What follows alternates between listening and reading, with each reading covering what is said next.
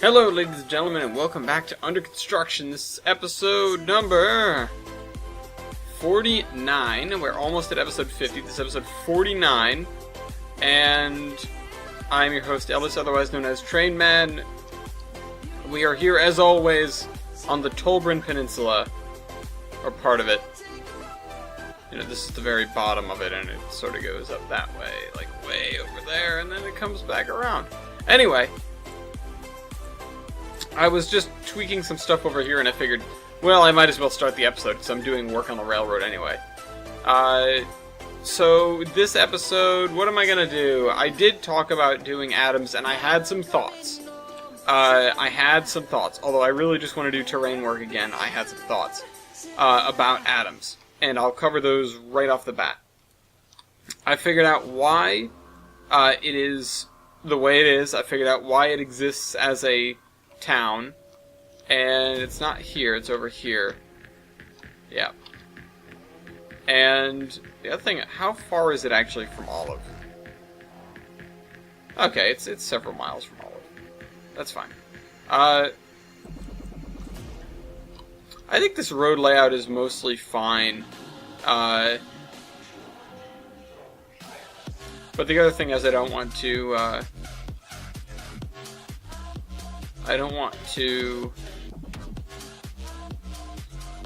what's the word? I gotta build a road that way. These roads should not be the way they are. They should be this kind of road. So let me do that, first of all. Let me swap that out. So I figured out why this is here. Now this area, this flat area, is called Msert. And that's as simple as it sounds, Msert.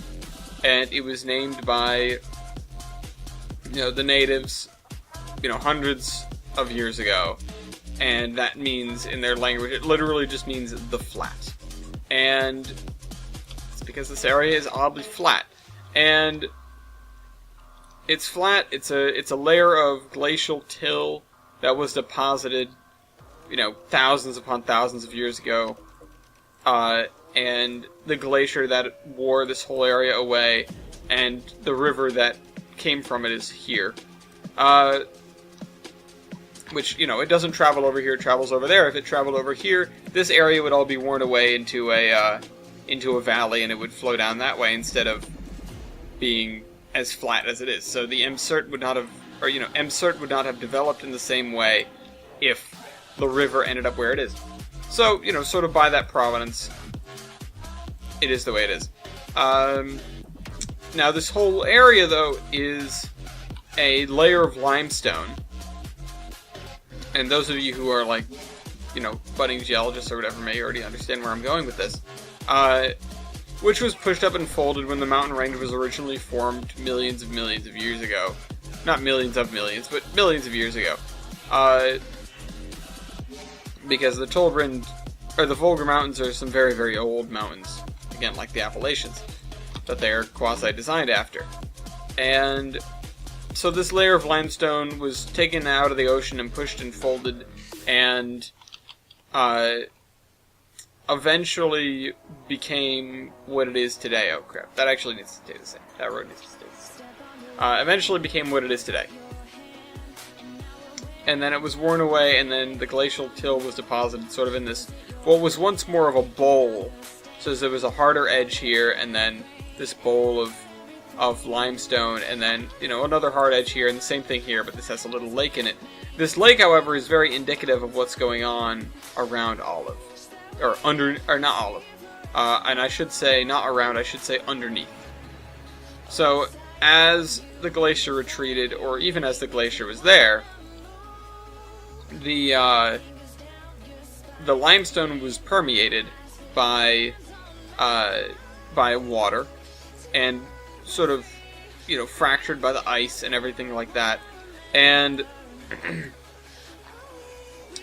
the,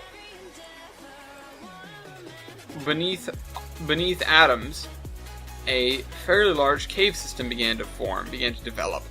And the lake is important because the level of the lake indicates the level of the water in the cave system underneath the town. So that's a little something interesting. Now, the area was sort of, well known by natives again, it got a name, and they passed through it when they were passing, across the peninsula or whatever. And it gained a reputation. And it gained a reputation for being dangerous, for being fertile, but being dangerous. So it was fertile because you would have these sort of boom-bust cycles of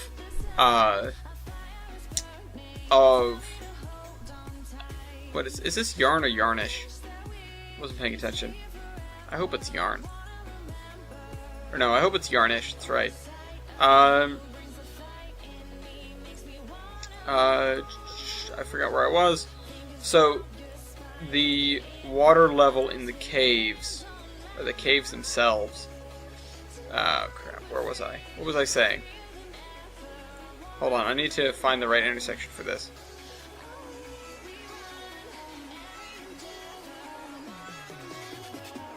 And I can't use that one. This is cool, but I can't use that. I can just use this. Oh yeah, this is the right one. Okay.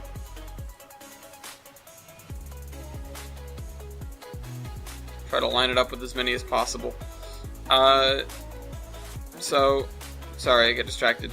But it was known for, this boom-bust cycle of fertility, because it would depend a lot on the water level in the caves. They didn't understand that, but they knew what was happening. And so they would, come by periodically and pick fruit or, mushrooms or, whatever happened to be growing at that point in time. Vegetables, herbs. And I picked up the wrong thing. This is yarn. Okay, I need a yarnish, or I need a yarn intersection that's the same way. Yarn intersection. There it is. Let me slide this back into place. So, I keep getting distracted because I'm trying to do this and that. Do this and talk about that. Alright, so, yeah, they would come by, but they also, on occasion, it gained a reputation for being dangerous because it would swallow people up. And they realized that, they might be cursed, there could be all kinds of major problems, the sort of things that you think about when you're a native, and you don't really understand that these sinkholes are being caused by a cave system underneath. And I think I'm going to continue that as a dirt road. And so they figured, this area is dangerous, but we still are going to pass through it because it's so fertile. It's dangerous, but in some cases it's worth it. So, we're gonna risk it, but we are gonna realize that, hey, this is dangerous. We have to be careful. We can't just, we can't just go there and do whatever we want. We have to leave it in between. And maybe they conflated the two things. Maybe they figured, okay, it's dangerous because we are here when we're not supposed to be here, because the plants here only are bearing fruit or, even really living sometimes. So, I want this to be flatter. So, maybe we shouldn't be here. If something happens to somebody while they're here, they were there at the wrong time. And the rest of us, we were lucky we got spared. So, that was sort of the conclusion, I would suppose, that they had. Now, fast forward a number of years, several hundred years, and the first colonial explorers are coming in. And they are trying to map the Volga Mountains as best they can. And they hire native guides, as you would, to take them into the mountains. And, as it happens, they do it in sort of off seasons. They sort of break the rules, quote unquote. that the natives have, and some of them get lost in sinkholes in this area. Again, the sinkholes are because there's a huge system of caves underneath this area, and sometimes the glacial till, because that's mostly, small rocks and stuff, it breaks, it breaks through. Here we go.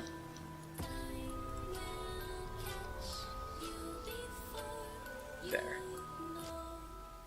Alright, so we're gonna put this here. So, some explorers came up here, and then they sort of left it alone because they realized it was dangerous. And they couldn't really explain it. They didn't know that much about geology. They probably realized that, the holes were opening to something else, and there are probably some entrepreneuring people or, adventurous people that... Not entrepreneuring. You know what I mean. Some adventurous folks that tried to get down there, or, maybe even succeeded in getting down there.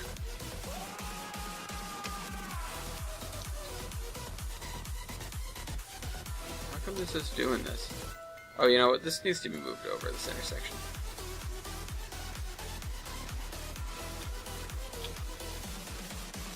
There we go.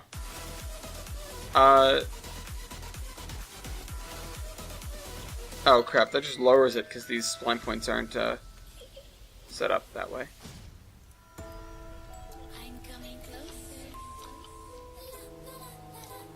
Okay, there we go. Alright,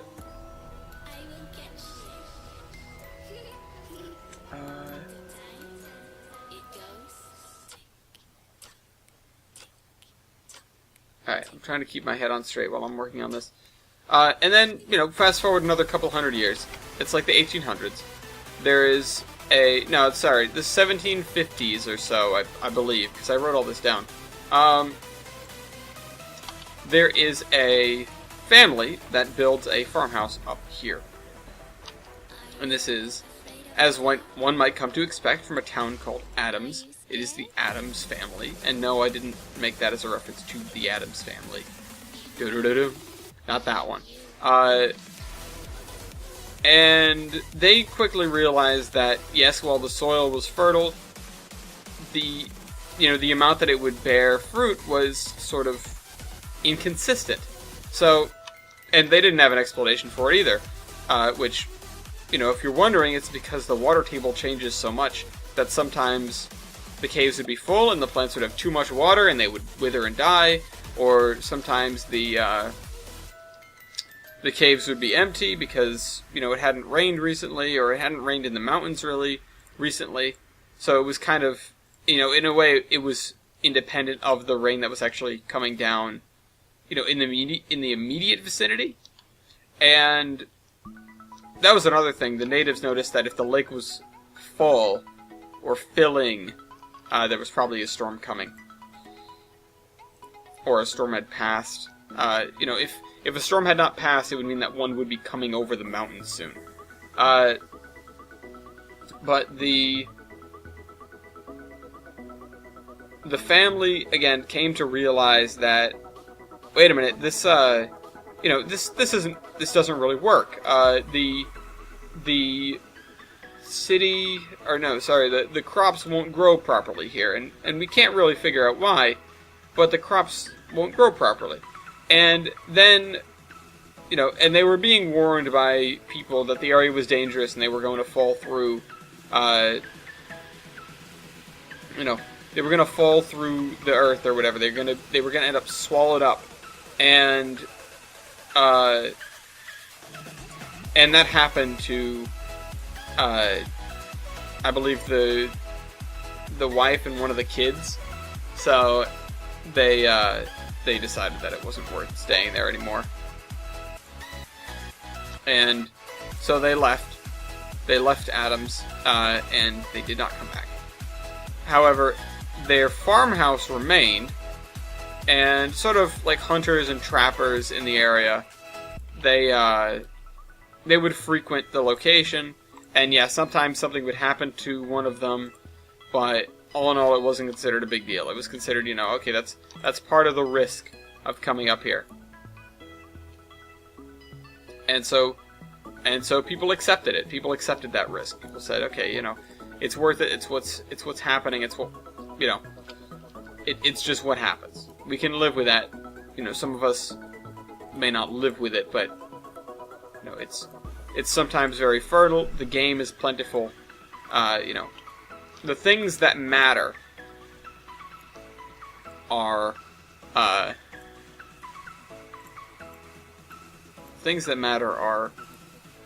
sort of coming out as being good enough. Especially for people who didn't spend an awful lot of time here. The first thing, though, that I need an abandoned farmhouse. Or at least, like, you know, one that would have survived that long. These stone ones are a good idea. This one, farm building 5. Now that looks way too new. Although it could be like a museum at this point. No, that is too new, and it's still got hay. These are probably useful. That is way too new. Farm old. That is still too new, though. That is all sheet metal. This is better. This is more like it.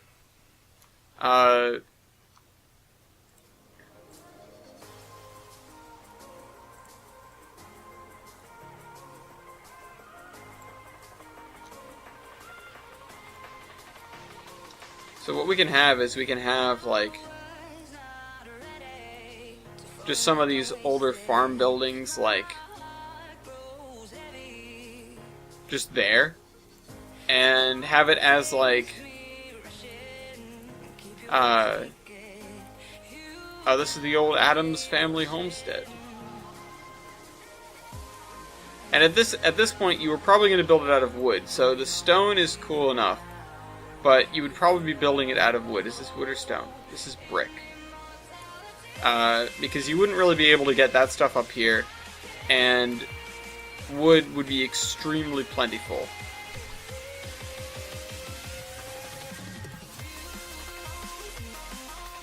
That's a little bit... Ah, here we go.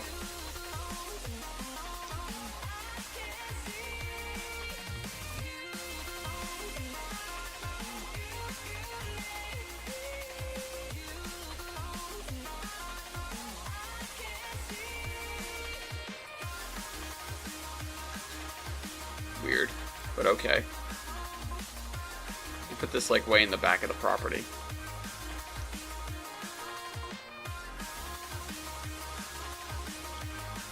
And this whole area would have been farms. So yeah, that's the way it would have been. So yeah, the Addams family came and then left. And the, you know, and then the site was mostly ignored except for by hunters and fishermen for a number of years, for a good number of years. Then in the, you know, around the turn of the century, we have other interlopers, and those interlopers to this area happen to be the workmen of the Volga Mountains Railroad, or the Volga Mountains Railroad. And so there becomes a work camp here. Oh.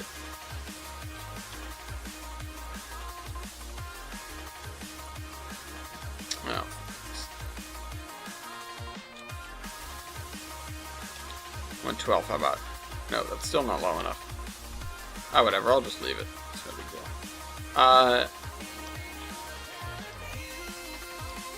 And so the VMR workers, you know, they sort of, again, were told, like, hey, you know, there's some creepy stories about this place where the ground swallows people up and blah, blah, blah, blah, blah. Of course, they didn't really care that much. They were there to collect a paycheck.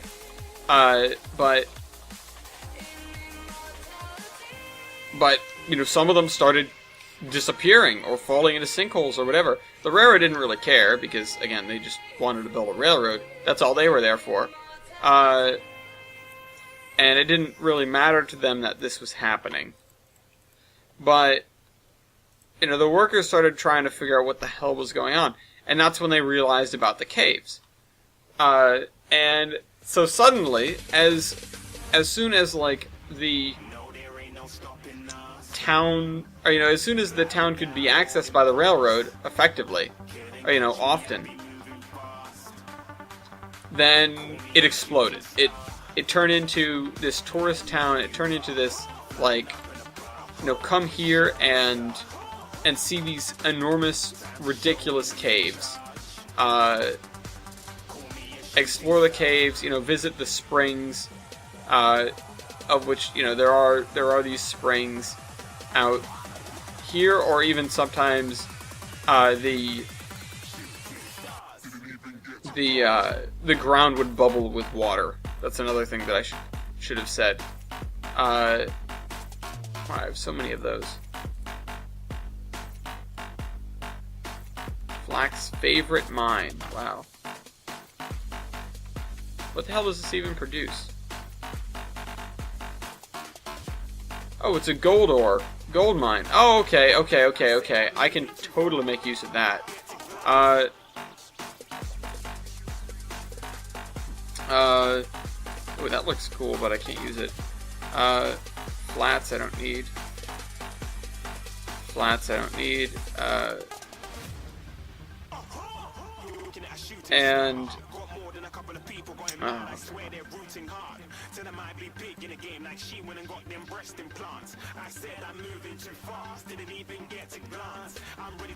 there we go. So we've got some buildings. We've got to just sort of place down these buildings that would have just cropped up.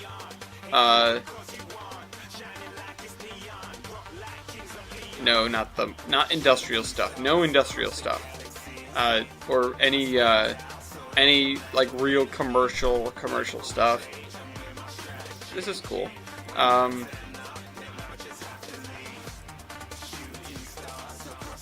The other thing is, this is the town now, with its, you know, spelunkers and everything. It is the self-proclaimed gateway to the Volga Mountains, and so that means people come here to start hiking.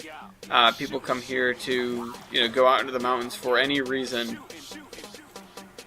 You know, it's a lot of... Nope, not like that. It's a lot of the same kind of stuff. Funeral office, no. Oh, that's cool. I should make a thing for just boats. Now I'm looking at all this kind of stuff. And I will... Also, this is going to be like a stop along... a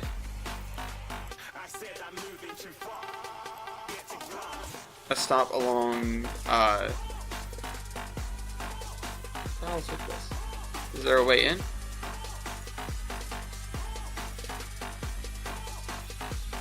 No. Okay. That's not useful here.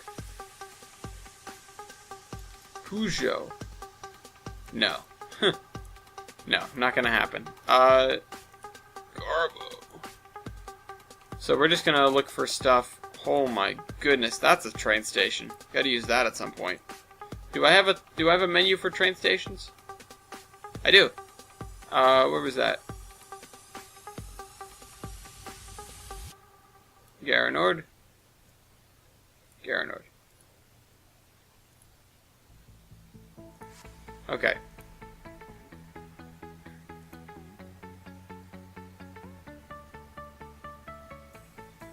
Utility, no. That's objects. I don't need that. I'm probably not going to spend that much time on this town. General store. Now that's something that's probably...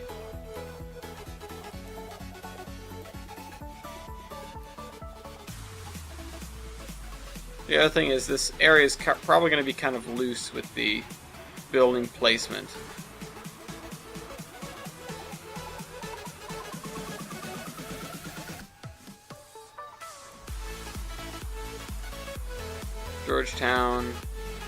Georgetown Twins. I mean, we could build a building like this, but I don't think that would really be here. Generic business. This I could see being here, though. Right on the corner.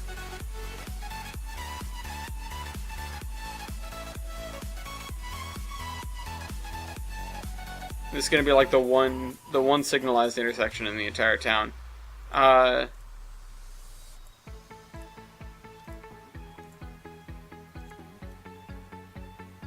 We'll have this over here. No, that's not. I mean, it is 50s. Like, yeah.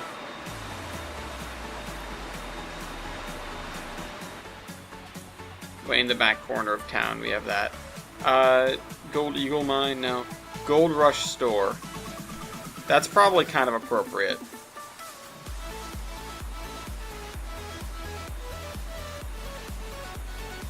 Although this looks too modern. Yeah. Golf, oh. Okay, for when I go and build a frickin' golf, thing. Golf course. I don't think that's gonna happen anytime soon. I don't need that. I definitely don't need any of these. Holy cow, I have a lot of great crossings. We've got a bunch of graffiti. That's cool. We can just tack it onto stuff. Grain processing facility. No. Grain ship. I should definitely have a boat thing. This would go good, except it's stone, so it doesn't go good.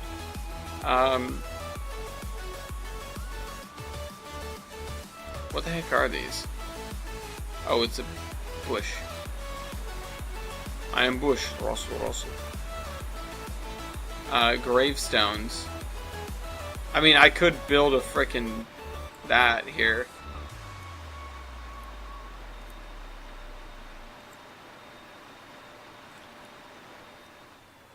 Okay.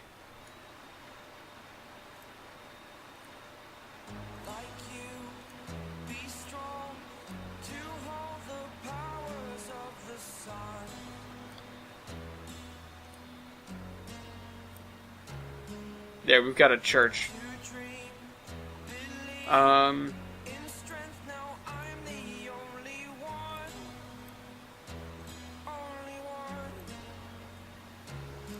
don't care about that. This looks good, though. This in stations.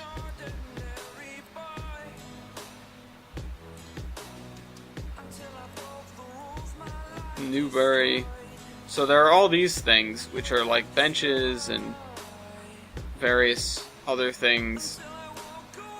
Machinery shed. Nah. Definitely don't need hangars.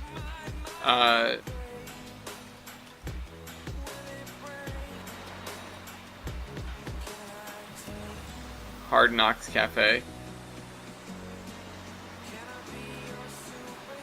Put this across from that.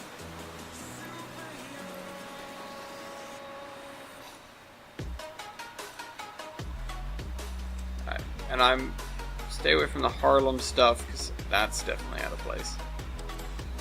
Hay bale, haystack, hedge, no.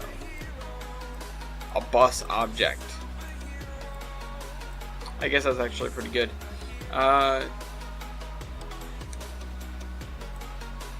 Hinton Passenger Depot. I don't have that in my list.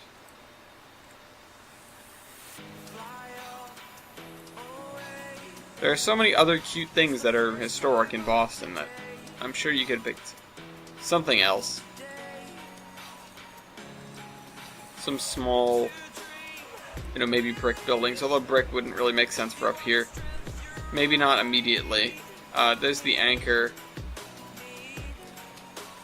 Dial House.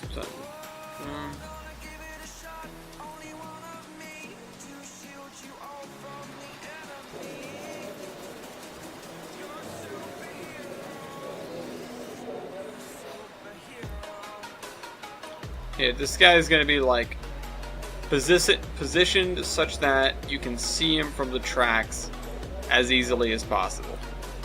Because it's got all those giant advertisements. And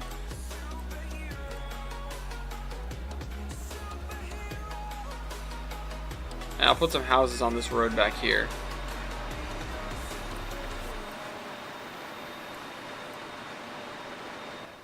Every time I find one of these, I add one to the beach.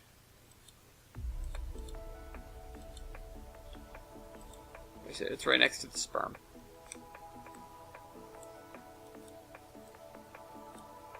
Come on, loaded. Alright. Let me add this, like, over here.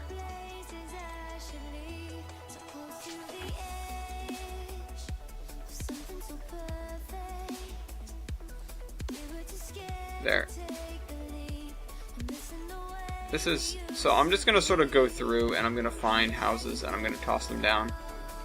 Because that's all that I can do. Alright, so here's Adam, so that means the city's up here.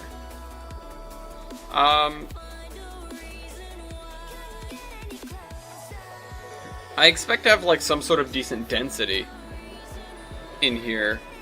Not like high density, not nearly as high as Olive.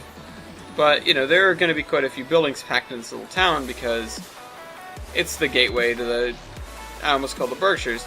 It's the gateway to the Boulder Mountains. Of course people are going to live here.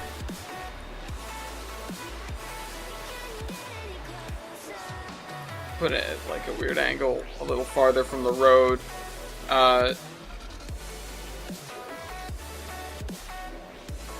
And I could make this like the original farmhouse. I wouldn't be opposed to doing that. But it's like, it's got a sheet metal roof. I don't know. It's in too much repair. But I'll put it right at the end of the road there. That's sort of like my go-to, no, not these suburbia stamped out houses. Let's see. This is more like it.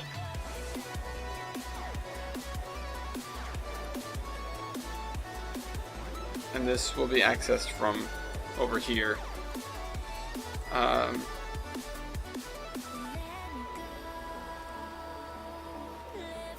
see, and then we've got this, which can go over here.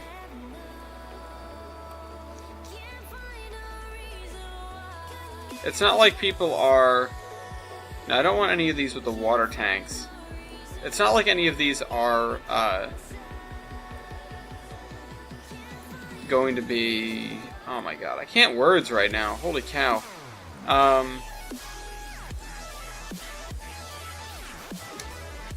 Like real new or real big or...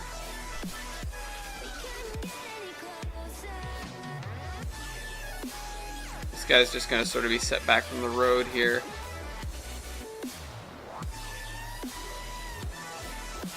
Wow, okay. No, he's going to be on this side.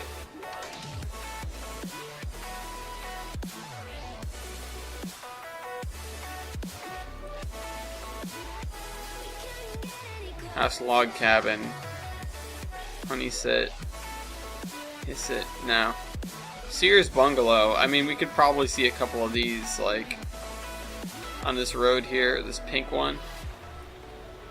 Although, you know what else we could do? We could have a little thing of all, like, Sears bungalows over here, where you rent out a bungalow.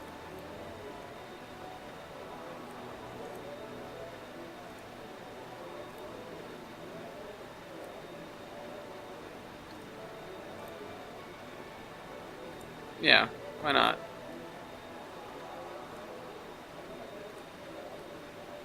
So we've got all these. We've got... Now let's say we do 6 of them.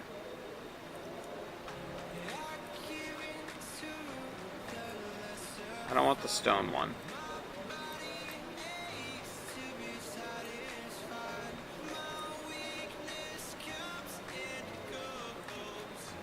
Oh, that's what I just used, isn't it?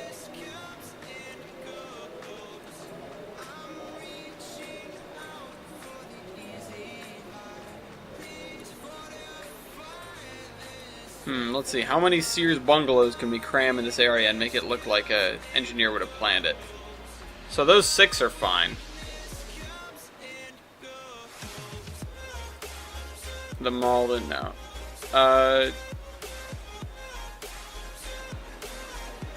And then let's say, okay, there are another handful of them that aren't Sears bungalows, but they are the same sort of thing.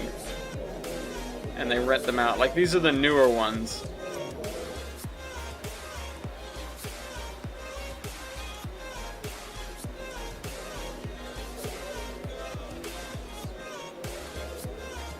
Yeah, like so. Okay, and we've got a bunch of these little guys, but I don't think I need those. Let's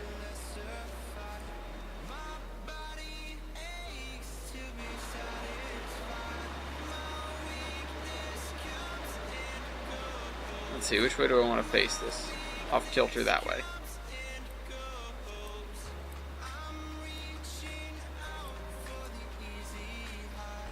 Alright, and then let's put one over here. So that's like a colonial, but you know, it could be just like a remade one, but they wanted one like that. Alright, so the thing I should do now that we're this far into the episode and I'm just scrolling through stuff, which I, you know, like I said, I kind of wanted to build terrain, but I figured, Okay, let's, where did I put that auto shop? Over here?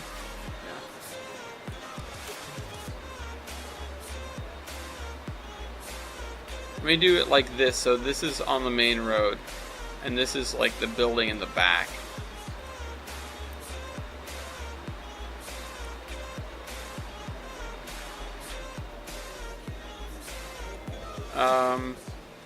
Not that. Not building an IKEA. As much as I would love to have an IKEA here, I don't think we're gonna do that. I just saw industrial dam hydroelectric. I don't think that's what we're gonna do either. Okay, so that's an industry link, that's a board, that's an interlocking tower, some sort of shed. There's a bunch of Jaguars.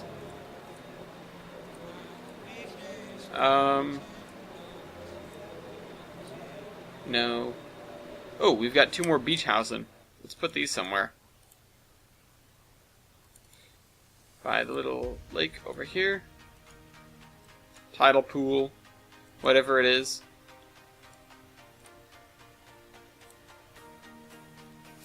Okay. So these are like beach shops.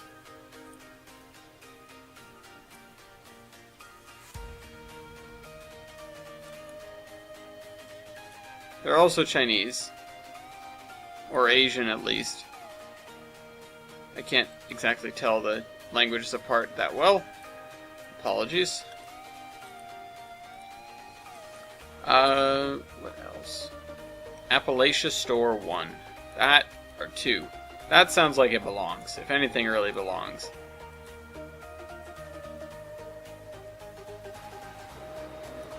How about right down here?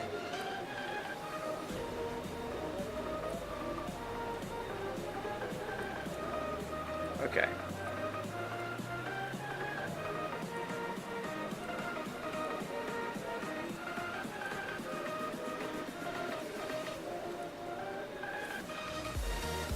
No. Japan Post Office.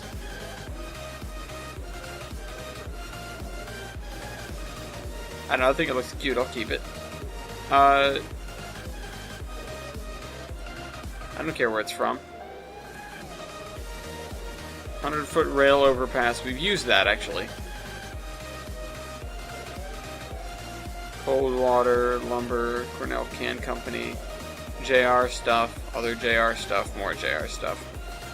Freedom Tower. That's not the Freedom Tower. Warehouse. Grain discharge chute. Harbor Depot. No, this is all like... This is not stuff that I need. And also it's not stuff that I can use at any rate. I'm just going through at this point and seeing if there's anything that sticks out at me. Baby's breath. Alright, so... Queen Anne's lace. No. Alright, so now we're in all the ground stuff, which I don't need and don't care about right now. And now this is all sound, which I don't need and don't care about. Now we've got people.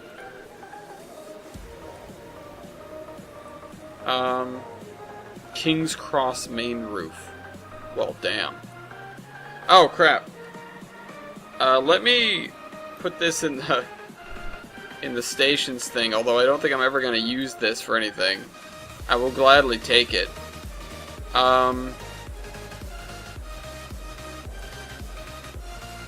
Lackawanna passenger station. Do I have that? I should. And I'm finding all sorts of stations now.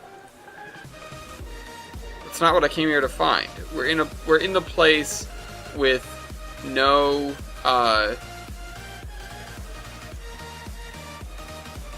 we're legitimately in a place with no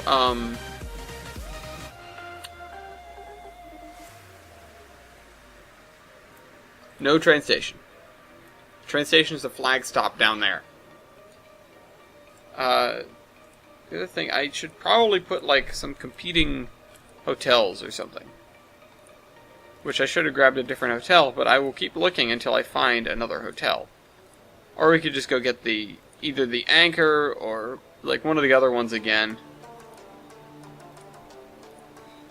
A loading bank. I was like, oh, a little bank. Nope.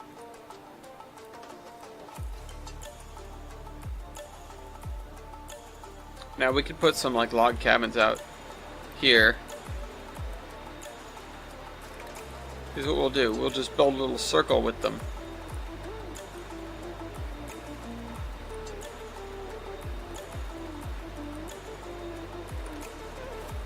It'll be cabin circle, where you can rent a little log cabin, just like you can rent the other thing. Okay, I thought that didn't have a door for a second. This is the one I started with, yeah? Or no, I started with that one. So this is the only one I don't have.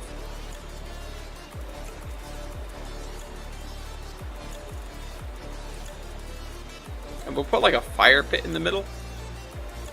Whoa, log stack depot. Oh, wow. Okay, that's super awesome. Let me... utility. Well, actually, that's just for log stacks, but...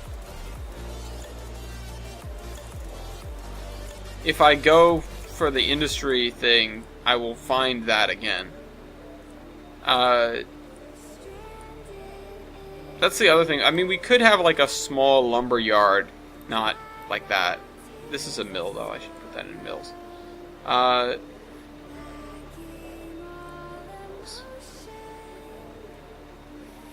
Boink. I wouldn't mind having a mill.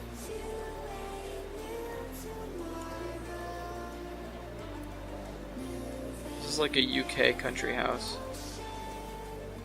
But sure, I'll just put it there and set it back from the road. God, I have so much stuff. Oh, we can put the Maple Leaf Stadium up here. This looks cool.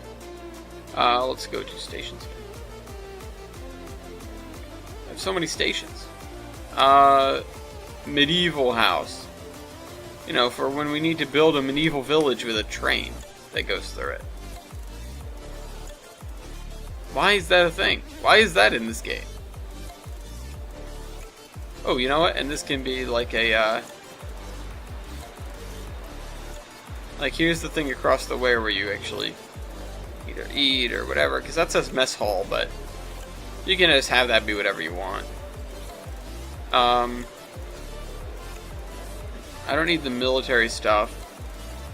Miner's house. Ooh, these are like beach houses almost. But we can actually throw a couple of these out this way. Having it be a miner's house is actually pretty nice to have. We are in the mountains, but there weren't really any mines around here. This area is not a mineral-rich area necessarily.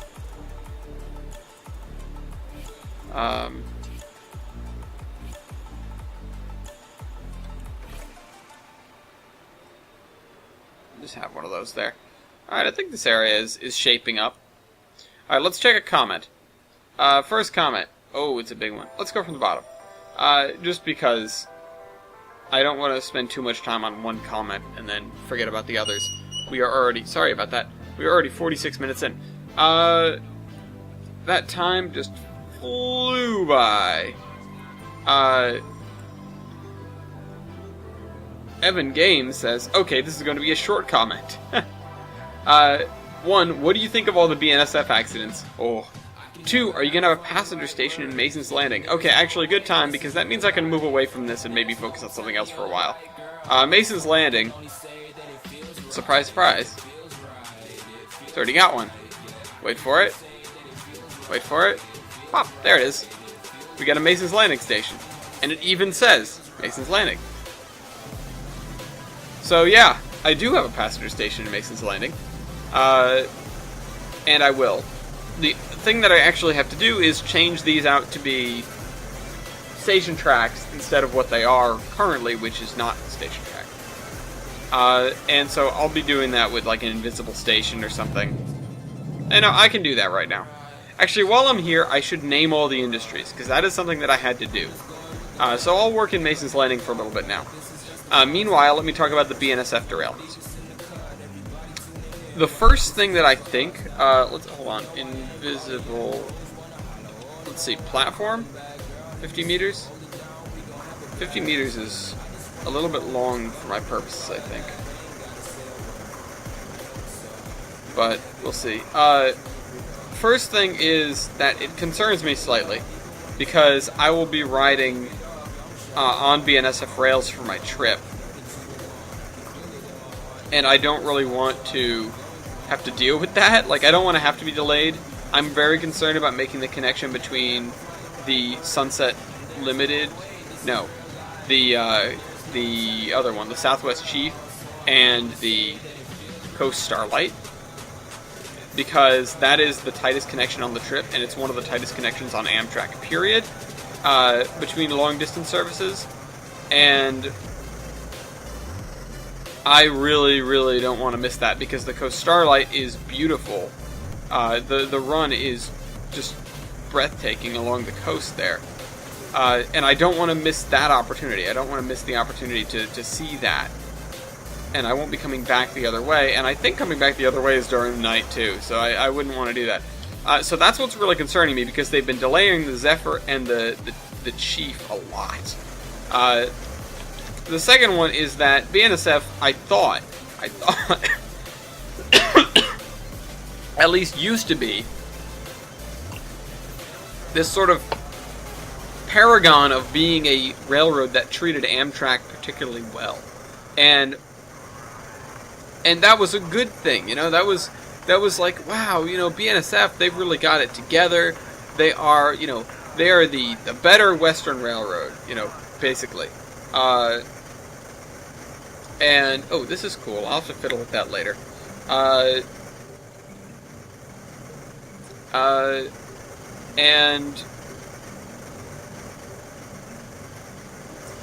I sort of thought, like, you know, the reason it gets me thinking is because it's like, well, what happened?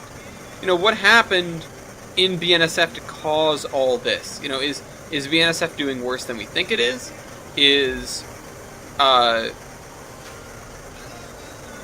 You know, is there something else going on that we're not aware of? You know, is she cheating on me? That sort of thing. I need a shorter station, because this is not going to work. I don't think. Well, actually, let's see. Oh, what the hell did I just do? Yeah, because look, the passenger box is going into the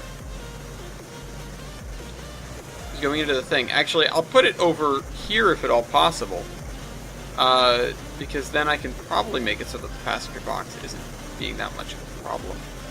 But it would be nice to have a curved station. But it would really just be nice to not put passengers on top of the other track.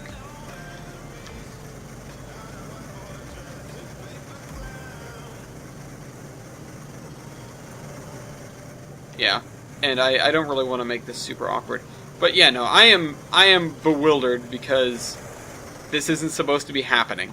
You know, sort of with the MO of BNSF not being CSX. It's just like, what? You know, it throws me for a loop.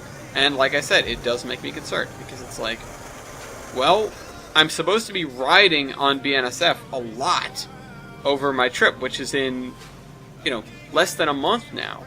And I don't want to have to be perpetually, continuously worried, like, are we going to fall behind so far that we miss our connection? The other connections are pretty much easily wide enough that it's not going to be a problem. Although Coast Starlight to Coast Starlight is only a couple of hours, but that isn't an imperative connection. That is something where if I notice that we're going to get screwed over, we can get off at an earlier stop. But I digress. That is, yeah, that's my thoughts. It's concerning. I'm not happy with it. I really hope that they get it together before I go on the trip, and it sucks to be one of the people that's getting, you know, 10 hours behind on an Amtrak train because of a BNSF derailment in front of them. Alright, so let me rename this. This is going to be Mason's Landing through, and then this is going to be Mason's Landing stub.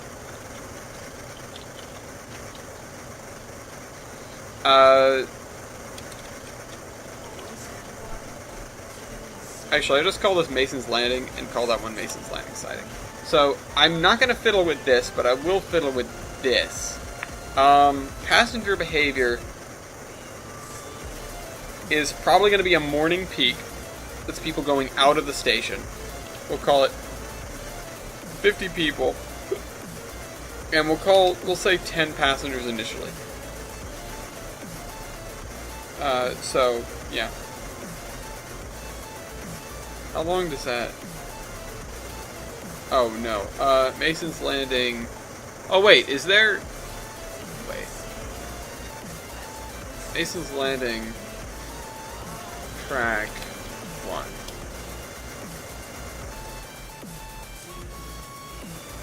Here's the thing, I don't know... Where's the other Mason's Landing? Is that just the building? Hold on, let me turn off the gradients. Industry names. No, okay, I guess it's just the thing.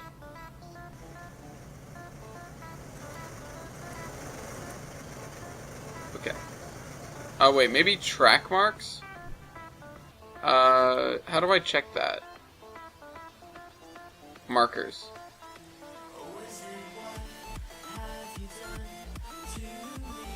Alright, trackside labels. No.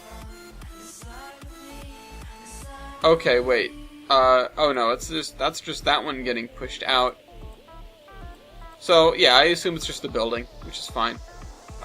Anyway. So this is Mason's Landing. And then this is going to be, let's call it a double peak.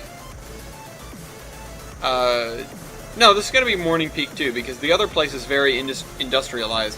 And we'll say, 30 people, and then initial number of passengers is going to be like 5. So we'll turn that all the way up again, because what does it matter at this point? Oh, these people are sunk into the ground. I see. How about 0.3, 0.5? 0.5 is good. And then we'll do the same thing over here, 0.5. Hopefully they're not, like, hovering. No, they're doing good. They look good. Okay, cool. We've got the stations running. Okay, I need to name everything. That's what I need to do here. So let's turn off... no, let's leave signals on. Trackside labels, yeah, I'll turn that off. Industry names I need on. Consists I want to show. Named objects I will leave. I don't know what this is. It's a post office? Yes. Okay, I do know what it is then. I lied. Okay, so we've got Mason's Landing Ash Pit. I don't know how this works. I don't know if it works. If it works, then we'll have to take Ash out. Mason's Landing Coal Stage. Sage. And we do need to fiddle with the numbers on that later. So let's move on to a different thing. TBA Avenger. The music right at the start of this was awesome. Good to see these again, man. Favorite series ever. Awesome, thanks. Thank you very much. I really...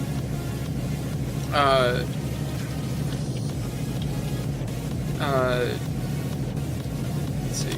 I really do sometimes have to push myself to make this because... Oh, crap. I already named that. MLWC. Whatever. I'll keep that name.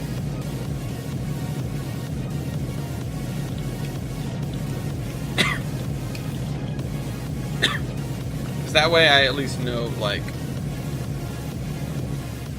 what's, you know, like where it is when I'm glancing at it. ML turntable. I don't want to abbreviate it. There we go.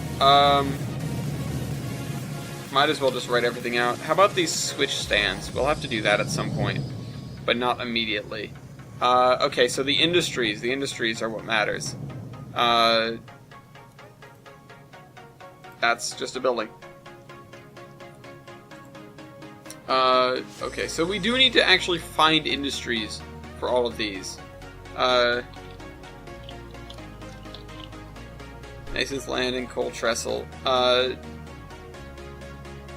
And then, let's see. I do need to come up with that one. Mason's Landing Cannery, or... What is it? It actually has a name. Stagnaro Canning Company.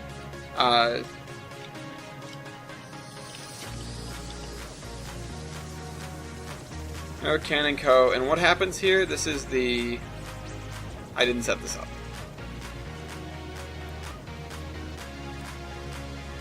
Okay. Well,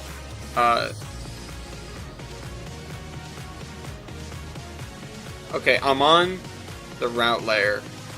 Is this the session?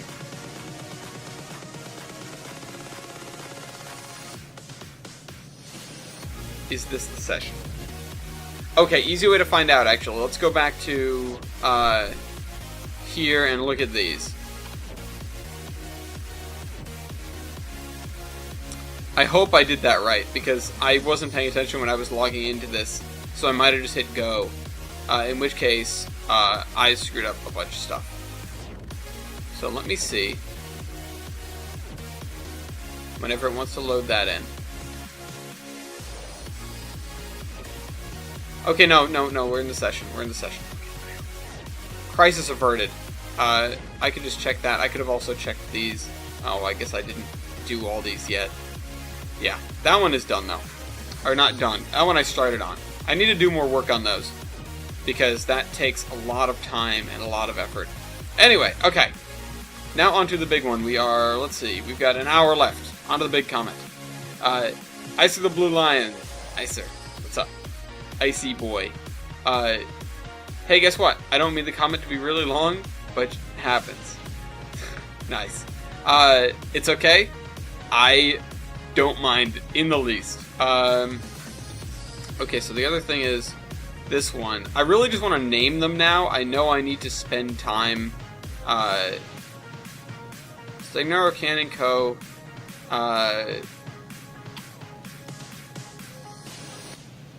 goods siding. Okay. And then this one is... Nope, I don't want the building, I want the multiple industry.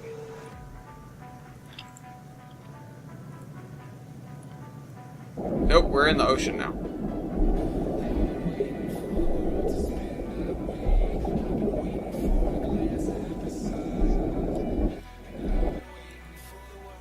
I just need to get the camera as close to it as possible.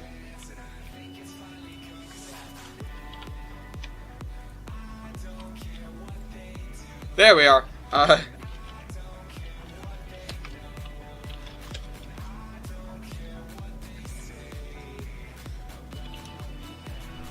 Okay, so we'll deal with that later. I'm making sure that I spelled that right, because if I had forgotten immediately, that would have been a mistake. This is kind of hovering, so I want to move it.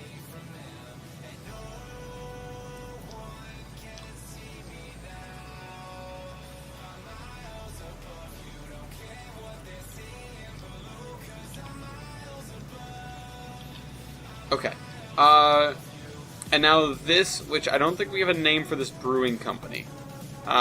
Maybe we do. ML Brewing Beer. ML Brewing. ML Brewing. You know what? I'm gonna rename it. I'm gonna rename this place. It's not gonna be ML Brewing. It's gonna be Seaside Brewing. Or Bayside.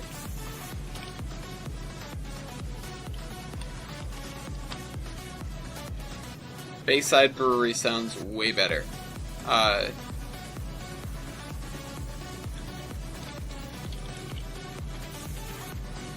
And I don't think I set up any of this stuff either. We will have to spend some time setting up the industries and doing math.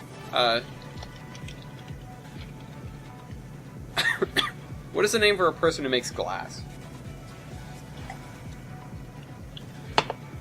I know you don't make it in a kiln, but I'm putting down kiln anyway.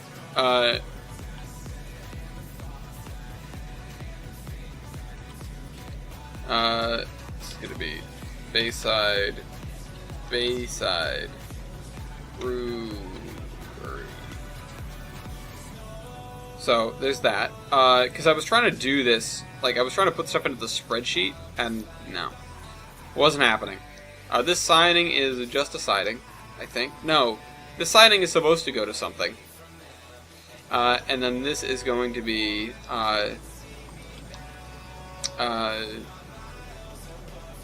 oof. Okay, what are we going to call the breakers here?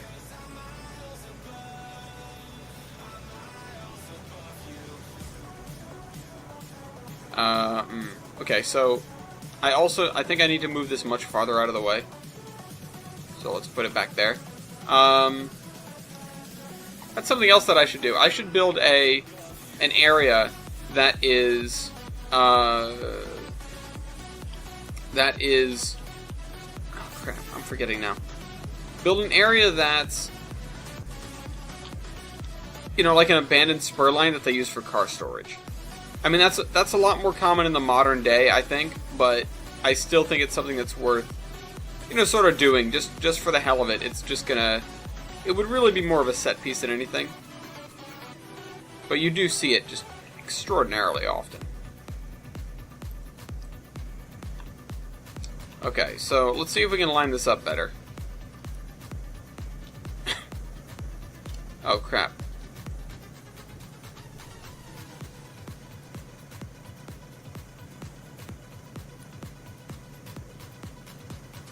Oh no, I don't want to roll it.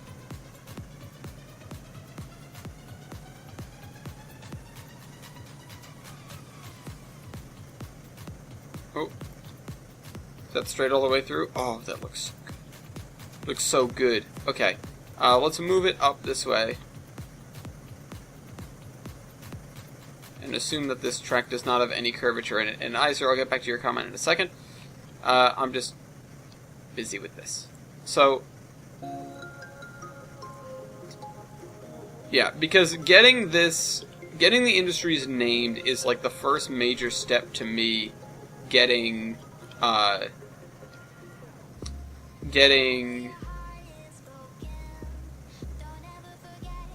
everything here done. Getting everything all set up.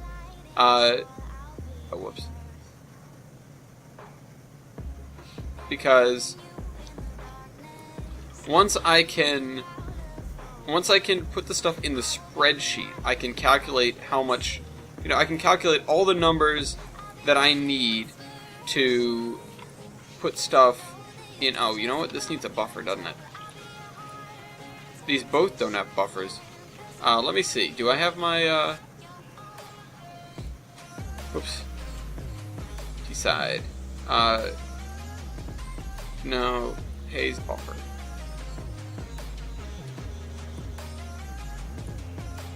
There we go. The nicer ones. Alright, so this is gonna be,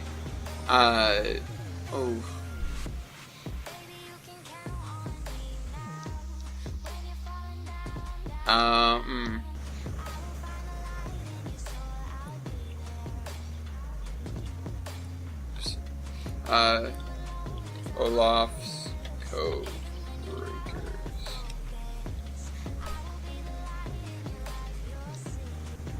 So this is Olaf's Cove, or Olaf's Beach. Yeah, Olaf's Beach. Because then it's sort of a double. I don't mean to make a Frozen reference. Olaf is... I'm referring to Count Olaf from A Series of Unfortunate Events. However, the ability to make the double entendre should not be passed up, because Olaf, being a snowman, I'm sure would love the beach.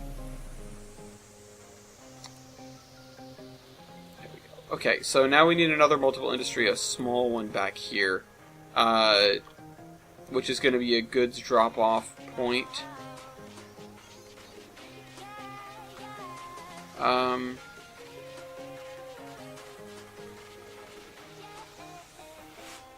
Let's see. It's just going to be a team track. So, I'll just drop stuff off here, and then people would take it, and then bring it to their stores. So there needs to be a second little goods shed in here. Although we might already have a team track.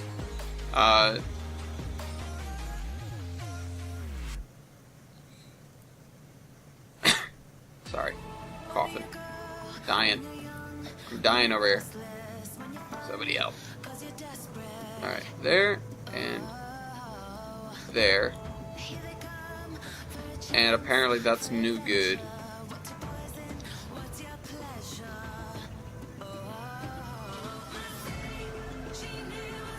Oh, I see.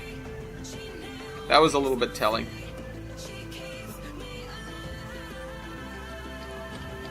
Alright, and then we've got this, which I probably could do to lower that a little bit, but honestly it doesn't matter. I think it's fine the way it is. So, put another haze bumper at the end of this. And before somebody says there's no room for a building, I'm aware. I'm not really thinking about that right now. In fact, what I might do is I might cut the road back and make a little paved area here and just a platform. And then this would be like the goods place. Yeah, that might be smart. Alright, let's do that.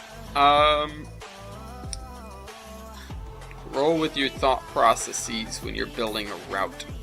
Okay. Let's see. Yeah, it needs to be rotated about that much. And then here. And then here, maybe. Or no, if I can, I'll just put it right alongside the track. Because now we do have room for this building, and it probably should be alongside the track.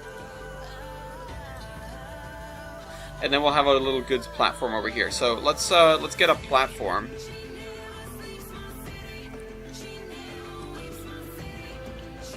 Platform stairs 2, platform bench. Come on now. Find me something good. Pleasure cruiser. Platform.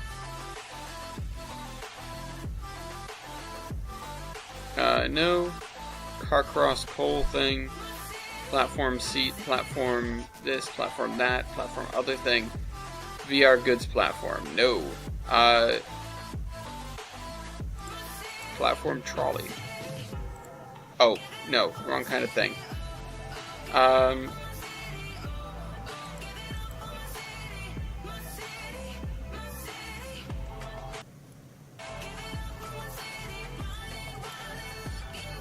Alright, so now we just need stairs.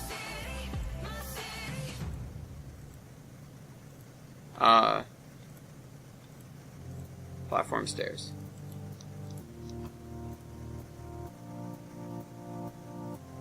Why the platform made out of wood and the stairs made out of concrete? I don't know. I don't decide those kinds of things.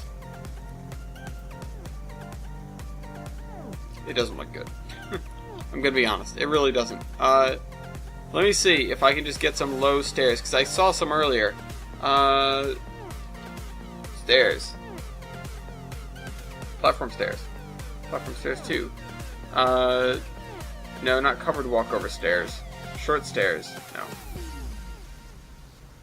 Not these kinds of stairs. Oh, I know I saw some too. I know I saw a couple, like, small pieces of wooden stairs. How about steps? Steps. Build a facility. No. Wooden steps. Goods platform steps. Exactly what I was thinking of. And they're almost exactly the right height. Gorgeous. Beautiful. Alright,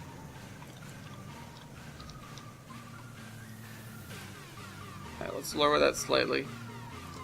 There we go. And there, we've got stairs onto the platform. Excellent.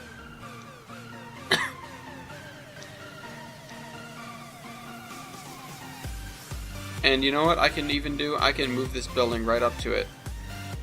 Because it has a door that's almost at the right height. It's not, but it's almost there.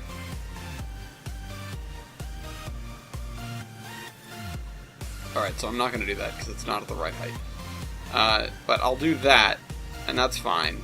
And you might even have like area for a truck to back up right there. Alright, good. So we've got this. And then this is going to be Mason's Landing Team Track. Which I don't... Okay, good.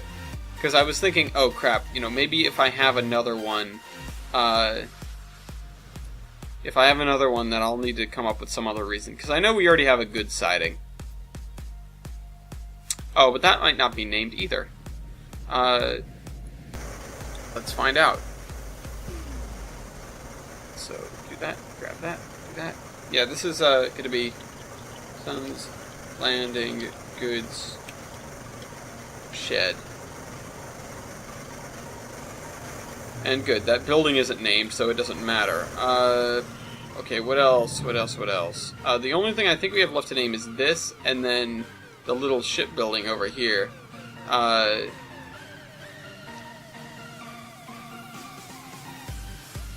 Which doesn't have anything yet. Not even a multiple industry. Alright, so let's talk about this comment for, a while longer. So, you were close to where I live, and it's really Delaware, and we have DCR that helps out two other short lines, Maryland and Delaware, MDDE, and Delaware Coastline, DCLR. And they used to help Bay Coast Railroad, but they died this year, which really sucks. Oh. But yeah, I hear DCR at the crossing for my house, and I do love their SD40-2s. That is a classic engine. I mean, I love RS3M from the MDDE because they have 3 of them, and they also have 3 CF7s. Oh, CF7s. I have a couple of those downloaded. Anyway, I know about the DEM files, and I do have it as I'm still learning up on how to use it, but I'll worry about it later. When I use the DEM files, it'll be another route, but real-life scale route 2, so that should be fun too. I'll give you a hint. It's the Delmara area. That's cool. That's a heck of a hint. Let me just continue naming for a second. So this is going to be Cowgill. If I can get under here. Cowgill, feed, and seed. Okay. No, it's seed and supply. Cowgill, seed and supply. So I'm only going to get to use these buildings once, which is unfortunate. Devmara area. Wow. Isn't that sort of a complicated area? So I know I could chat with you on Skype, but you seem to be busy all the time. Like, do you ever have time for yourself, as in not recording videos for YouTube? Yes, actually.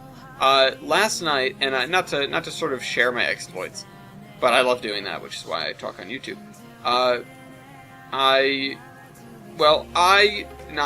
But Madison showed up to my house in a very, very beautiful red dress, and she had texted me earlier, messaged me, and said, "Keep your fancy clothes on," which she refers to the things that I wear to work as being fancy clothes, which they aren't that fancy, but they are more so than a t-shirt and jeans, which, for the record, gentlemen and ladies, but ladies, I'm sure you already know that if you dress up nicely, you will get more attention. The tuxedo effect is a thing. If you are dressed up well, people will look at you differently. So keep that in mind when you are going out on the town. Now, again, that said, and apply it, and apply it.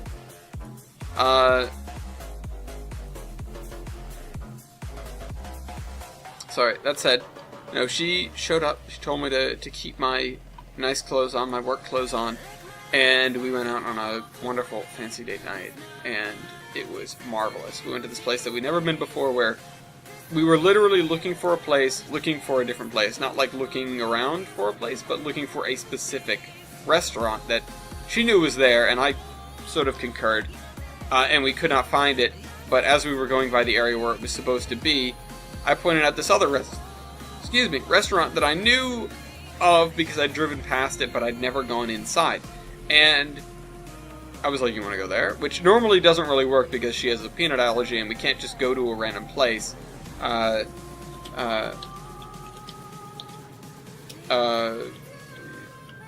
Bridge. Shipbuilding.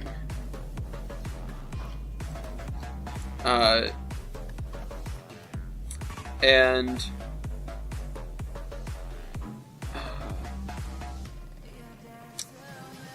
oh crap, I'm forgetting where I was. But yeah, no, we just went in, and amazingly there was not a wait. It was just like, "Hey, do you have, table for two?" And they're like, "1 second." And the hostess disappears, and then she comes back, and she's like, "Yeah, right this way." And we had a fantastic waitress. And I don't know, all sorts of good things. It was a wonderful, wonderful night. I do try to keep myself busy, though. I feel like, a lot of the times, I can get lonely or whatever, and just me left to my own devices is not a good idea. So I try to... Alright, we're back here now. I try to keep busy, which is, why I maintain such a heavy YouTube presence, and why you can pretty much always catch me online. Like, you see Do Not Disturb on my account. That does not mean do not talk to me. It means I don't want to hear bleep bloops while I'm making a video. And to that end, if I look on Skype right now, if I look at the little notification indicator, I've got 4 groups that are messaging. Not necessarily me, but they are messaging. I do have... Actually, no. Sorry. There is 1 group that is messaging, and 3 people that have messaged me. And one of them is Icer. One of them is you. So, I will... The reason I keep it on Do Not Disturb is not because I don't want to receive the messages, not because I don't want you to send them, but because I just don't want to hear them until I'm ready to address them. And to that end, I pretty much always keep an eye on my Skype. Whether it's on my phone where the notifications don't even show up until I actually open the app, or whether I am at home and I'm on the computer, or I'm not on the computer, and all it takes is 1 glance for me to know, hey, people want my attention, and that's all it takes for me to give it, more than likely. I am less good at responding on Steam. I am abysmal at responding by text. So, you know, Skype is really my go-to, and it's really my, it's like the, oh, if you want to get in touch with me, that's where you go. And it's sort of the reason for me channeling everything onto there and staying on there, because I know that it's my one thing. If anybody needs me, they know exactly where to go, and I'm paying attention to it at least, you know, at least the vast majority of the time I am awake. Even if I'm making a video, I always am in windowed mode, because I record at 720p and the window is 720p, and I can just set that and not worry about it. And because other reasons. Because I just got used to it, I don't know, so that I can click off the window if something goes wrong, or, you know, whatever. I've gotten trapped in too many games like Locomotion where something's gone wrong, and I can't do anything because I can't get out of the window. So, you know, this is, it's my ultimate, and I build my life around it, and, you know, I spend my time paying attention to it. So, you know, again, if you're ever concerned about contacting me on Skype because it says do not disturb, don't be. Because do not disturb means I will answer you as soon as I can. For me. And I've had to explain this to people. People are like, oh, but you're always on do not disturb. And then, of course, the people that still don't get it, I don't get a message from them when they want to talk to me until, or unless, it's just one of the flukes where I go off do not disturb. And I never, ever do that on purpose. I don't go off do not disturb on purpose. I go off do not disturb because my phone decides that it's time to take me off do not disturb. And thus, I go off do not disturb. So, it's not the fact that I'm always busy, it's the fact that I always don't want to hear the noises. It's the fact that I always could be busy, that's really it. You know, if I was always busy, it would be a lot more, you would get a lot less of a response from me. But, you know, like I said, I do keep myself busy. That doesn't mean I'm always busy. And it doesn't mean I don't keep myself busy with talking to people. You know, that's part of it. That's part of the keeping myself busy. I have a group of friends that I can talk to pretty much whenever, and I've got fans that want to talk to me, and I've got comments to respond to, and I've got, you know, that sort of thing. All of that sort of thing. It's all part of my life. It is my free time, you know? I choose to use my free time to make videos and stuff like that. That doesn't mean I'm not free, because if need be, I can take some time off of it and go to like a family event, or go and run errands, or, you know, this, that, and the other thing.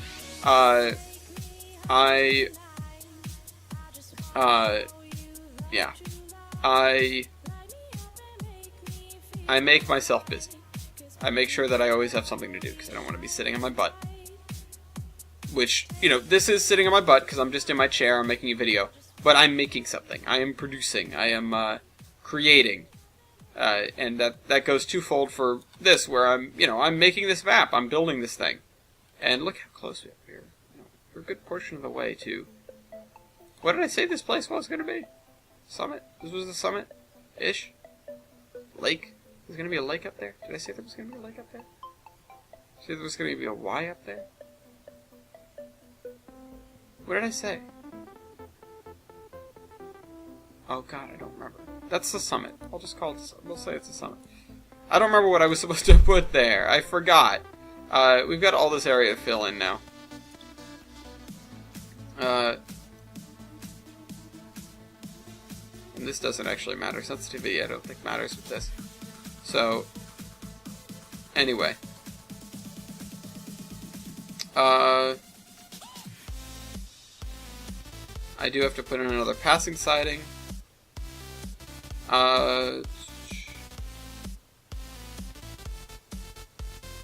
Okay, yeah, I will continue with this comment in just a second. I just want to fill this area in.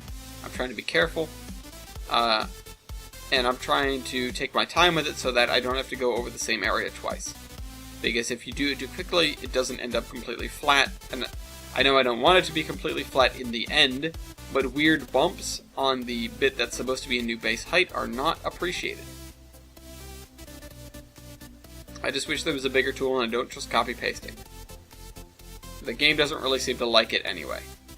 Because the game is now, with the way it's working, saving all the changes that you make, so that if the game crashes, you know, you're good. But it tries to save them as you make them, I feel, so, you know, it's really hard on my hard drive to change lots of land at once, which is why the game stutters around when I'm doing this.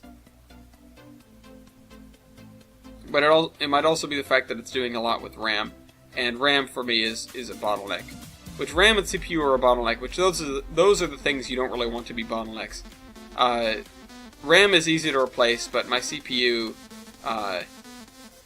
is, at this point, it's pretty sluggish. It is no longer even close to the fastest thing on the market. And I've mentioned that I can get a hex to put in the slot, but I can also look at what other things I can put in this slot. Okay. I also I have to say that the Lehigh Valley Railroad paint scheme looks great, and I can use that, but of course change the colors too for the Eastern Valley Railroad. I will have passenger service on the railroad too, but I'm not big on passenger remodeling, but I think it'll break up all the freight running. Yeah, tell me about it. Excuse me. Hold on.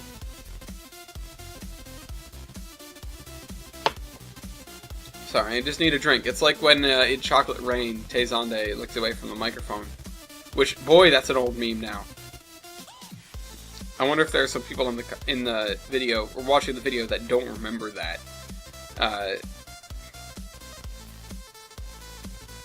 It's like ancient in internet years. Let me get rid of this stupid pop-up. It's like, I have useful programs, but stupid CC Cleaner, like, it's useful. It's very useful, don't get me wrong, it helps me keep the amount of space I actually have filled on my hard drive down to a reasonable amount, but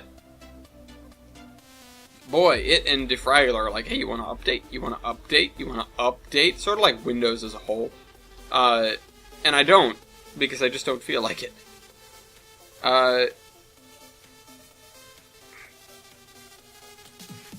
But yeah, about the freight running and the passenger running. Freight running can be interesting, but sometimes you really just want to open it up. You know, you want to have two things, and I feel like this is why you can get away easily with mixing freight and passenger, and why it's a good thing to do. Because you want to have a reason to yield. You want to have some sort of thing that could become a problem, thing that you have to watch out for. You know, a switching and freight running operation is nice, but if you're the only one doing anything, and it's just you running, there aren't AI or whatever, then you basically, you have all the time in the world, and B, you don't have to worry about constraints that you haven't immediately created, like the track arrangement, or, the amount of cars you have, or, that sort of thing.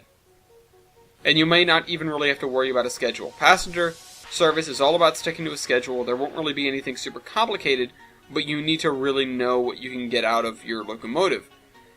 But that's not really what I'm talking about. What I'm talking about is the idea that if you are running a freight service, because you want to run a freight service, but you have automated passenger trains on the route, which is, it's easier to do than an automated freight train, unless you're just dealing with a through freight. Because you can use, like, wait for time command, where it'll wait for a certain time, once it arrives at the station, or it'll wait for a certain time, like for a length of time versus a certain time on the clock. And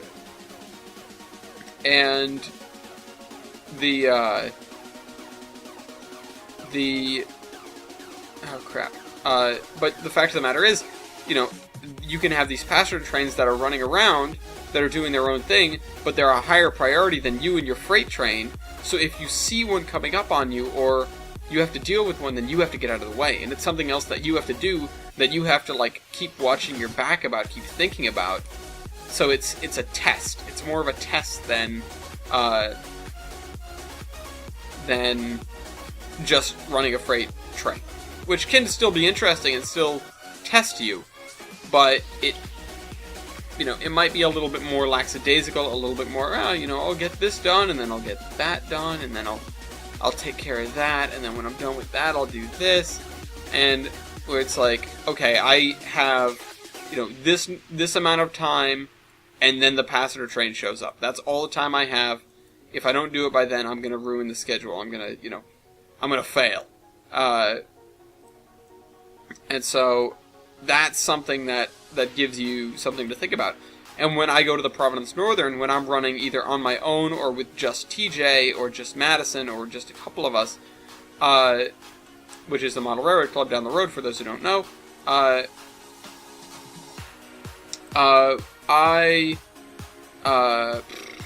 forgetting. Words. God dang it. I set 2 trains, because we have a 2-track main line that goes all the way around, and it doesn't have reverse loops, or well, it does, but it is a loop. It is a loop in and of itself, and I set 2 trains, one in each direction, that are passenger trains typically, and I just tell them to go. And I take out the Pro Cab, and I just set it next to staging yard, which is where I'll get them out of, and I'll just set it to go at a moderate speed. Not a high speed, but not too slow. And then that means that when you are running on the main line or running near the main line or have to interfere with the main line, you have to know where those trains are.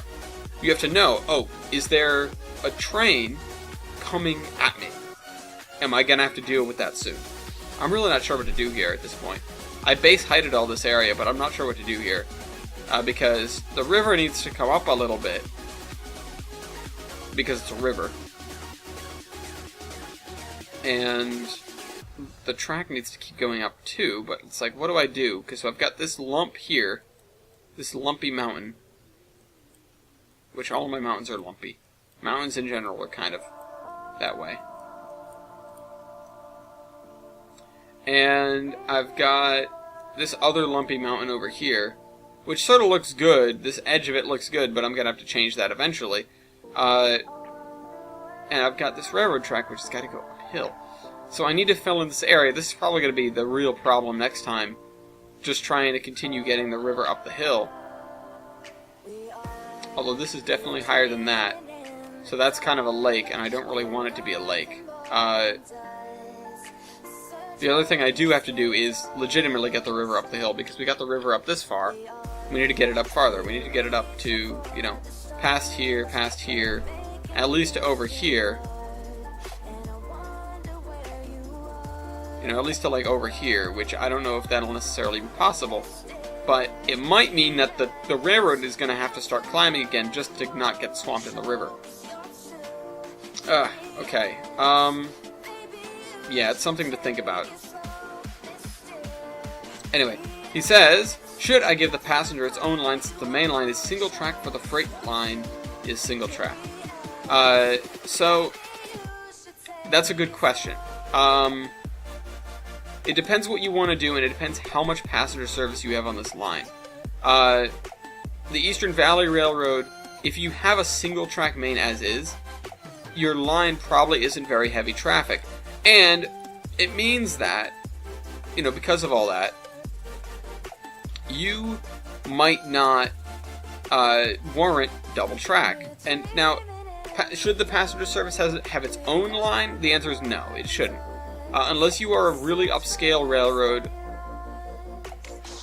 and also it kind of defeats the purpose of the passenger service in creating confounding issues that you have to deal with while you're running. To do that, but again, to each their own. You can do whatever you want. It's a free country. So, okay, I'm trying to think once again. While I do water, it's like, what do you? Okay, the question rapidly becomes, what do you want to do? What do you want to have to deal with the passenger trains? Is that why you're adding them? Do you want to have passenger trains just so you can run them? In which case I would say, yeah, sure, you can make your own line for passenger service, justify it. Say why there's a line for passenger service. Is it another railroad that's running passenger service nearby, not the Eastern Valley, and it just happens to cut through that area, and that's a passenger-only line for that railroad, and you are a freight-only line. Because if a railroad does not have heavy enough passenger service, there's no way they're going to be building a separate line for it. And even in general, unless there is a really good reason for it, in real life there are not passenger special lines, at least not in the US, passenger only lines, unless you are in a very dense area like the Northeast Corridor. So it's really up to you. It is, what do you want to go for? What do you want to deal with? How do you want to be running your railroad? Okay, this is going to be like a rapids, rocky area.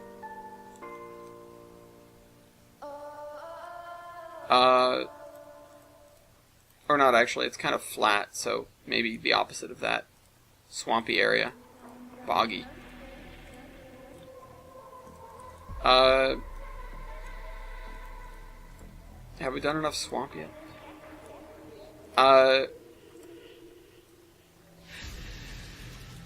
But yeah, no, that's up to you.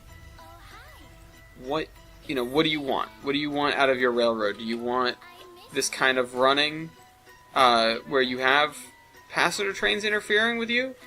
Or do you absolutely not want that? In which case, if you want passenger trains, then yeah, they're going to have to be on a different line. Do you, if your main line... Here's the thing, though. If your main line is single-tracked, which, maybe I have some experience with that. If your main line is single-tracked, then you will have conflicts between freight and passenger trains. And if you want to have that experience where you are having to make way, where you're having to deal with that, where you're having to pay attention to that on an extremely regular basis, like more often than not, then you will want that. You will want that that way that's set up. You will want to have passenger trains that share your one-track line with you, with passing sidings. And it depends how big you are, like not how big the company is, but literally the physical size of the railroad. And if you're going for full scale or what, one-to-one with the real world, or realism at least, which is going to determine if that really makes sense. Because you can only get away with a one-track line if you have two things. One, a long stretch, and two, not a lot of traffic. And just because you have passenger trains doesn't mean you have to have 20 a day. You can have passenger trains that are just one a day. And you can do that no matter what you're modeling, no matter what era you're modeling, because some railroads just didn't do that much. There were definitely government mandates for populated areas and things like that, but for a lot of the railroads it was, well, we don't need to do that. We don't have a good reason to do that. Why would we be spending all this money? Because don't get me, passenger service is expensive.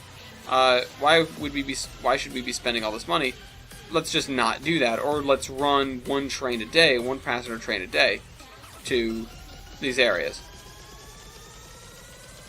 And yeah, and I don't know. It's up to you. It's big up to you, but I would think about it in terms of what do you want to get out of your operation? Do you want to have the situations where you have your one-track line with passing sidings and you have to get out of the way? Or do you want to have the operation where you don't need to care about another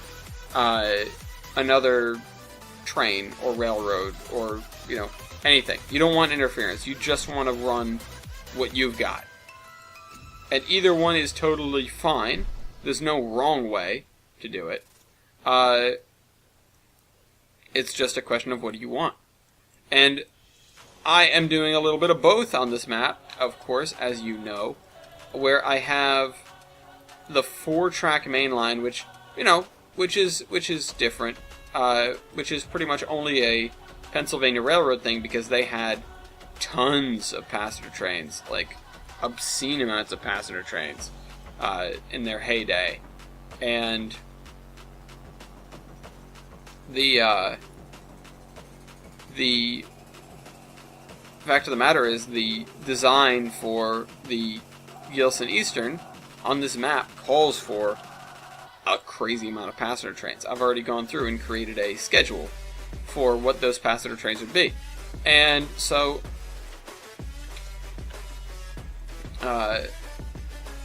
because of that, because I already know I'm going to have a lot of passenger trains, of course the two go hand in hand, I decided to make a more passenger-heavy route. I decided to design the railroad to be more passenger-heavy. Now, that is one that is, or that's something that the railroad was built off of serving passengers. It was originally the Jefferson and Gilson, at least in this area, it was the Jefferson and Gilson initially, which attaches the town to the north of Olive, which is Jefferson, to the city of Gilson, or to Gilson City. Sorry, and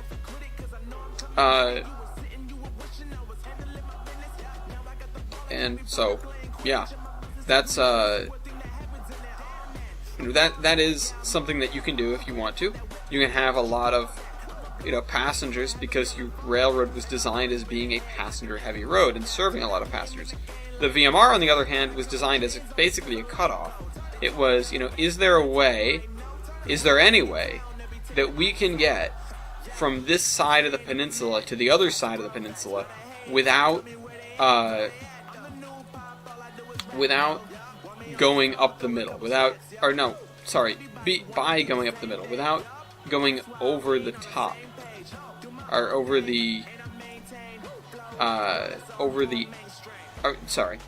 without going around the edge, without going all the way around the edge. Is there a way we can cut across the middle? And the answer was yes, with a lot of effort. But the fact that it was a lot of effort is what lent the railroad the fact that it is a single track line with passing sidings for almost its entire length, at least its entire length in the mountains, because it's difficult to build two tracks. It's much more difficult. That does bring your capacity way up, though. It makes it so that you can do a whole lot more with your railroad, and you can have trains passing other trains at any point, and you can have trains traveling in different directions at the same time and not worry about, is one going to hit the other, and where do I put one out of the way so the other one can get by? That becomes the question. Should I give the passenger its own line, since the main line is single track? For the freight line is single track, he says. Should you give it its own right-of-way? Probably not, because that wouldn't really necessarily happen. Except in a few rare situations where you have a lot of passenger service and you're trying to detour it to get it away from the freight service. But that would come after adding a second track. There are, almost always, except in situations where it is virtually impossible to put a second track, which in the scenario that you're working in probably isn't. It's probably not impossible to put in a second track. If you are the, I don't know specifically what railroad I'm thinking of, but there are plenty of railroads with very, very tight quarters. And if that's your situation where, you can't put in a second track, for that reason and that reason alone, not because, because the cost of the infrastructure to build the second track outweighs the cost of the infrastructure to build a totally new routing, whatever that may be. Which is rare, like I've said. Which is quite rare. It does not happen often. It does not happen, every day. It's the kind of thing where if you see that, it is a little bit weird, even just for a small stretch of railroad.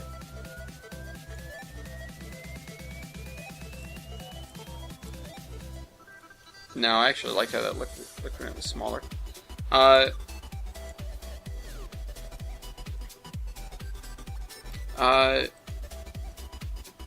Is it the kind of thing where your railroad is wealthy enough that it can build a second right-of-way, but, you know, at the same time, the alignment of the original right-of-way, the way that it is, you know, prevents you from effectively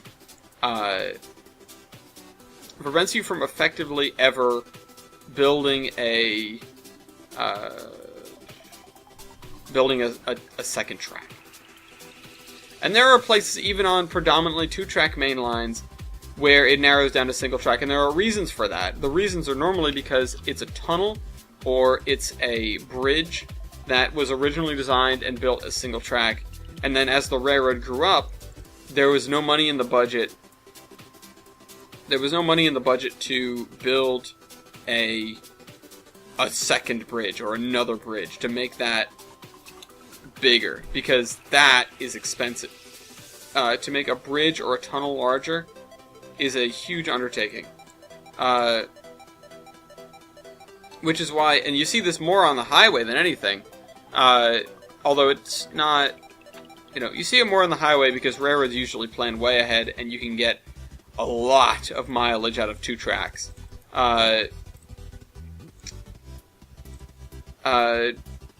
Where, you know, there's an older bridge and the literal stream of traffic has to narrow for the sake of that bridge. So that, you know, you drop one lane, you drop like the left lane or the right lane to get across this bridge. Or, you know, that kind of thing.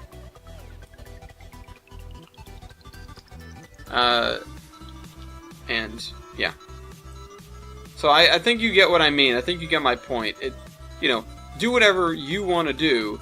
It just depends what you want to do. You know, do you want that having to deal with the other trains? Do you want that, you know, just experience? And yeah, like I said, if I can recommend, if you just want the experience, if you're just wanting to be able to get out and run, make it a second railroad. Make it a different railroad. Just make it, you know, a second railroad that runs nearby and runs the passenger service for the area. You know, it happens to be. Just like the Delaware and Hudson were in passenger service when the Rutland didn't. They both served largely the same area. They both kind of went in the same direction. But only one of them was the railroad that had passenger equipment and passenger trains. And, you know, if you look after a certain point, you can't find Rutland passenger equipment because it didn't exist. But D&H passenger equipment existed, you know, up until, you know, they canceled their last excursion train, which was, I think, the Susquehanna. You know, at which point they had like they had a few, oh, that's right, they're the entire reason that we have PAs left. They had 4 PAs, I think, and they had 2 Sharks, which the Sharks were freight. But, you know, just more to the point that the D&H is kind of weird. D&H made a lot of questionable decisions. But I think keeping the FAs was not one of them. Okay, we're 48. Let me finish this thing. So I didn't know the 44-tonners were by GE, as I know they will be great for doing switching to work as well as 0802, because I plan on having a few of them doing switch work too, because I have a roundhouse as well to house them all. Yeah, 080s and 44-tonners are really good go-tos, especially in transition era for switching. Again,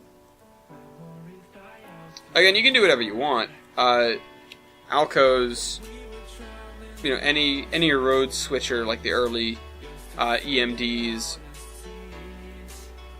those will do the job too. It just depends on what your railroad decides on. And again, because you are the boss, you get to pick what your railroad decides on. So you can do pretty much whatever you want, and my only thing is that you have to justify it, which is not necessarily something that everybody cares about. Okay, I did.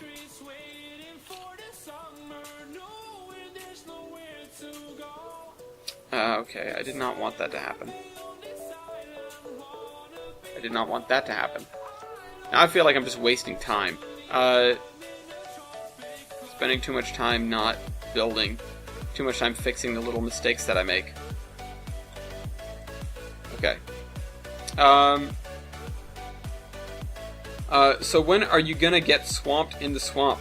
Lol, like, work on it, or are you going to keep working on making mountains, or are you going to work in the town of Adam? So, the swamp, I mean, you can ask me to work on something any episode. If you say, hey, I want to see you work on the swamp more, I will go work on the swamp. But I will work on the swamp again when I feel like working along the coast again, which is when I'm going to get back to Mason's Landing, which, you know, I already did a little bit, but the swamp is a massive, massive project, and just like everything on this damn map is a massive project. And I will, you know, it's a very much a situation of I'll get to it when I get to it. It is something that I want to get done. It is something that I will get done, because everything is going to get done eventually. But it is not a project of priority because I'm working on the VMR right now. It is something that, like I said, I do care about, but I will do eventually, not immediately.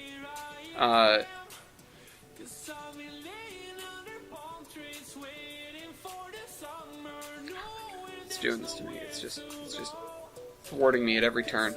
It's making my life more difficult. Rivers are such a pain. I mean, it's better than it used to be, but it's such a pain.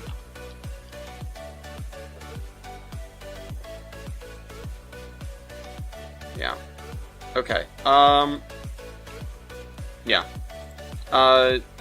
Yeah, so I worked on Town of Adams right now. I am gonna keep making mountains more than anything, because I've got a lot to make. I have quite a few mountains to make. I have a long way to go. And I think I'm gonna stop the river here, because, yeah. The other thing I need to work on, like I said, is making another passing siding. Now that we are about as far from Adams as Adams is from Olive, you know, the siding starts here and goes to Olive, and that's about, you know, I'm estimating with my fingers, it's about that long since the end of track, which is right there. And if I scroll over here, it means we should have a second set of double tracks starting right about here.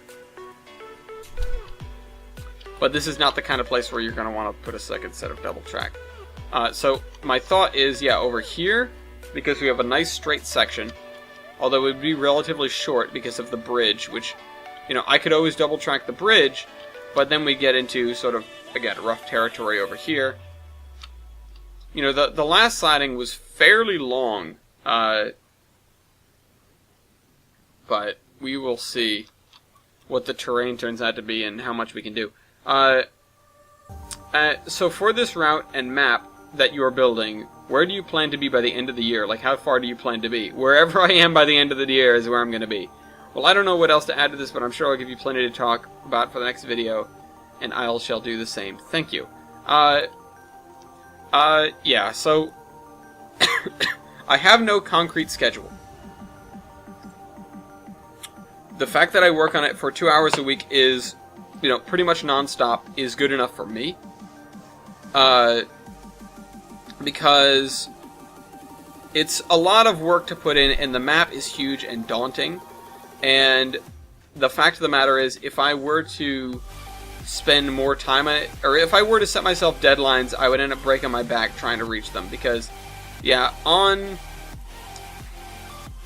I like to keep the deadlines that I make, which is why I don't give hard ones for under construction. I just say, oh, I'll get it done. But that's also why, if you want to see something done, say something, and I will, you know, do my best to work on that episode when I read your comment. And especially if I glance over the comments early and I see, hey, I want you to work on this. Computer, what are you doing? Computer. Oh crap, I hope that didn't just ruin the, Okay. Sync. I hope that didn't ruin the sync, because that's going to be a pain to fix this late in the episode. If it happens early on, it's early, but you know, it's easy enough. But this, I've got to get through so much footage before I can actually, you know, fix it. Anyway. But now that I put the sync point in there, I just need to make sure that I wasn't desynchronized beforehand, which I can't really do. But at any rate, anyway. Yeah. If I wanted to be real optimistic, what I would say is by the end of the year, I will have track over the thing, which that's a fairly easy goal. I could probably do that, in a relatively short span of time. I will have track over the canyon. I will have the terrain up the canyon built. And I will have Mason's Landing, at least the track arrangement and street arrangement and stuff built. So the only thing I will have left to do on this side of the dividing line, which I'm going to need to add more tiles almost definitely, but the only thing I will have left to do on this side of the dividing line is, I've got to cross here. That's right, I forgot. Or else I'm going to need another tile here because I can't do... Oh, I need another tile either here or here.